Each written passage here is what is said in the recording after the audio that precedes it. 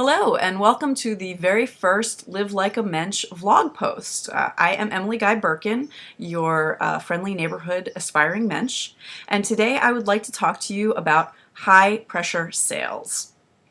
My sister recently had a kind of negative experience with high pressure sales, although there are very few positive experiences with high pressure sales. And I wanted to share her experience with you and talk a little bit about how to deal with high pressure sales so that we can, all of us as good Dollar Stretcher community members, know what to do in these sorts of situations. My sister's situation is that she and my brother-in-law bought a house last year. It's an older home and it has a very small kitchen.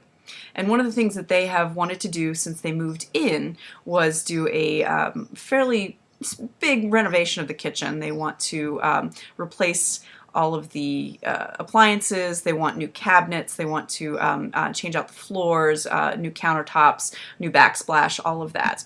And as anyone who's ever done a kitchen renovation knows, that can get very expensive very quickly. So several weeks ago, my sister and brother-in-law were at a home show, and there was a kitchen renovation business that was offering to let you leave your email address so that you could get more information, which is what they did. And then a little bit later, they were contacted and set up an appointment for one of their sales representatives to come to their house. So the lady arrived, and it immediately turned my sister off because, first of all, they were representing a cabinet company and were only giving just a few options. There were only about 3 options for what cabinets they could use. And that was the first problem. The second problem was that the sales representative was really pushing for my sister and brother-in-law to sign on the dotted line that very day. And the numbers that she was coming up with was a $40,000 renovation. Now, if you've ever done a major home renovation, you know $40,000 is something that you could easily spend. However, my sister and brother-in-law have the money already set aside. They know exactly what they are going to spend, and they've got a price limit that is hard, that is nowhere near $40,000. So my sister made it very clear, no, we are not going to be spending that amount of money. And the woman immediately said, well, I could just today take off $5,000 if you sign right now. Now, the first question is, what kind of profit margin do they have if they can cut $5,000 off to make the sale? Clearly, there is a big profit margin, or else that would not be worth their while. That's the first problem. The second problem is they were trying to box my sister in to making a decision by saying, you have to do this right now, right now, right now, or else you lose out. And that is, good behavioral economics because we hate the idea of losing out on something. And so time limits tend to scramble our brains. We can't say, you know what, give me a day to sleep on it. You feel like, oh my goodness, I'm going to lose out on $5,000.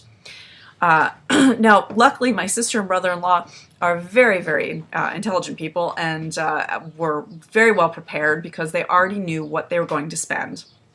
And they were not going over that. They were not tempted by this woman's particular sales tactics. And as a last-ditch effort, this woman said, well, tell me, how much are you willing to spend per month? Thinking that my sister and brother-in-law were going to have payments. My sister said, no, we've got money set aside. So the woman then said, all right, what price would you agree to today? And so my sister said, well, if you're willing to take a check for $5,000, which I could write right this minute, sure, we've got a deal. But other than that, I need you to leave my house. And that was the end of the sales interview. Now, I really have a big problem with high pressure sales for various reasons. They are almost never, and when I say almost never, I've never heard of a single instance when they are in the customer's best interests. And in fact, I think of high pressure sales as kind of like con men. And I say that advisedly, even though I know not all people who are in sales, who do high pressure sales, are, just terrible people. But the high pressure sales tactics are very much the same things that con men use.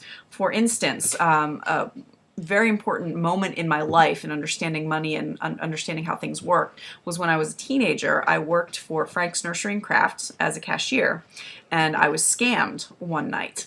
I was closing that night, and two men came in, and they bought a pack of gum. And they started off, they gave me a $50 bill to pay for the pack of gum. I started to make change, and they said, no, no, no, wait a minute. I don't want to use the 50, I want to use the 100. So they took the $50 bill back, gave me a $100 bill, I started to make change, and then they said, you know what, never mind, I actually want to spend the 50. So they were taking advantage of the fact that as a kid and as a customer service agent, my feeling was the customer is always right. And so they took advantage of that, and they took advantage of the fact that I did not want to make the customer angry.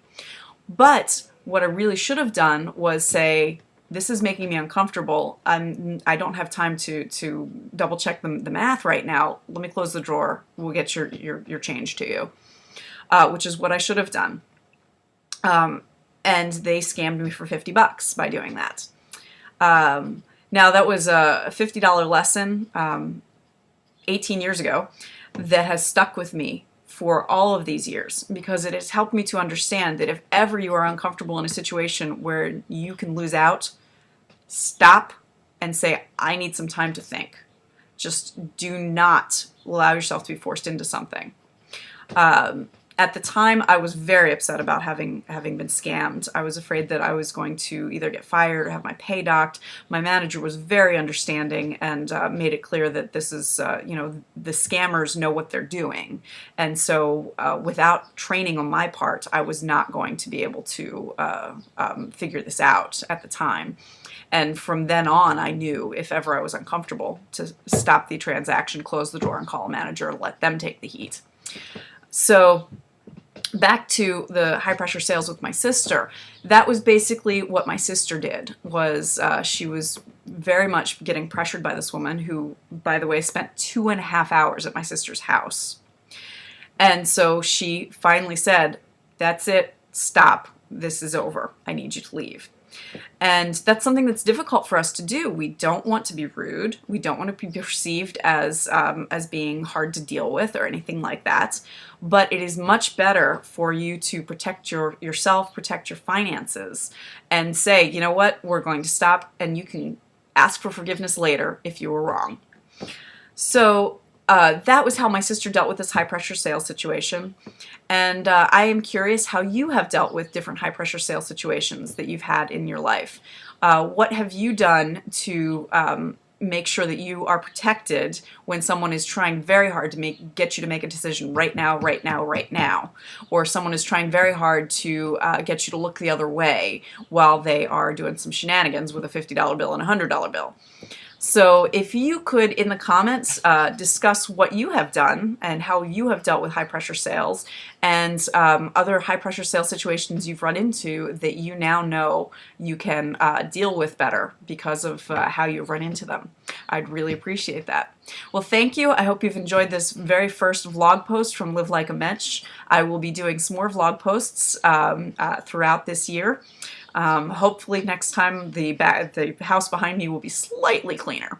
All right, thanks, and I look forward to reading your comments.